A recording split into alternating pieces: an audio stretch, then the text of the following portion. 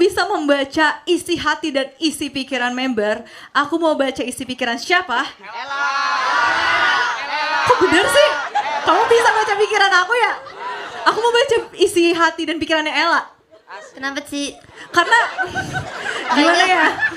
Aku tuh bingung banget ya. Setiap Ella melakukan segala sesuatu yang tiba-tiba secara randomly dan kayak spontan. Ya kayak spontan tuh terus. Sabar, lanjut sih. Aku kepo Iya, soalnya. Kayak Ella tuh sering banget ngelakuin hal random yang tiba-tiba dia kayak dia bisa tiba-tiba kayak gitu tuh, apa yang ada di isi pikiran dia sehingga dia bisa seperti itu. Aku penasaran banget. Sebenarnya itu tuh nggak ada di pikiran aku. Jadi kamu gak mikir? Iya, tiba-tiba aja kayak Badannya gitu kepencet sih. emot ya. Iya, jadi kayaknya kalau dilihat pikiran aku agak percuma sih. Oh, agak ini ya, kosong soalnya gitu ya.